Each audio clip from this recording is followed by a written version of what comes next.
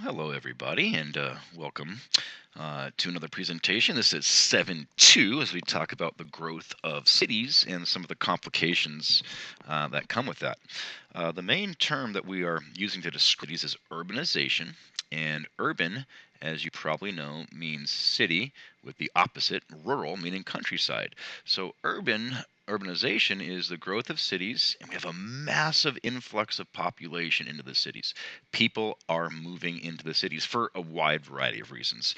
Jobs are usually the main reason, but also social life, being close to people that you have commonality that you share sort of traditions with, and being where things are, entertainment, ease of access to all sorts of products that you might not have out in the countryside.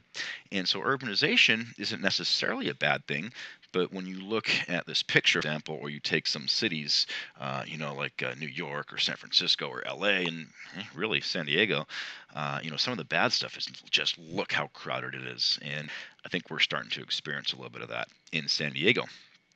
Um, Also, we have what's called the Americanization movement. Now, this is a picture of a Native American who had been assimilated to what we say modern day American, at least in terms of the looks.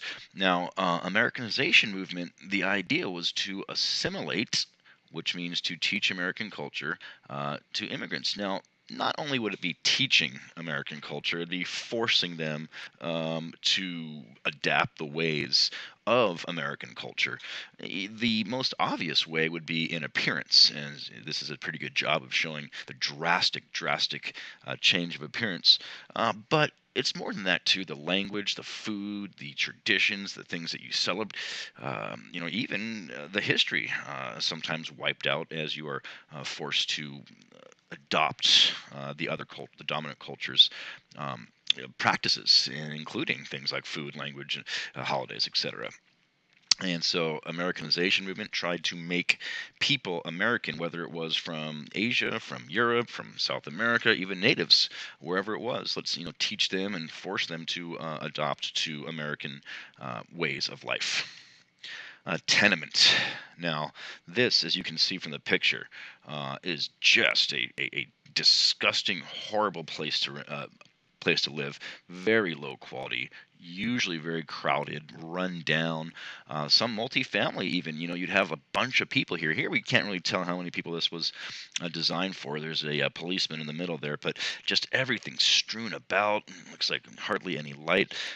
These were really tough times, and a lot of times people really could not afford what we would consider to be a decent place to live, and this is all that they could possibly do is live in a place like this, and it was better than being outside. And in San Diego, we say, "Oh, come on, how bad can it be?"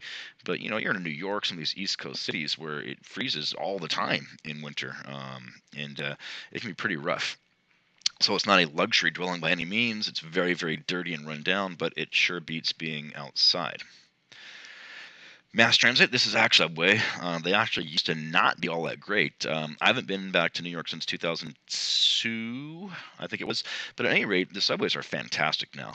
One of the great things about East Coast cities is that they really, really do have fantastic mass transit. San Diego, we're got to be one of the worst major cities in terms of mass transit. It's really pathetic. But in New York, it's so easy to get along and to get around, especially with these subways, which go all over underground in New York City, and occasionally above ground too, here and there. Social gospel movement.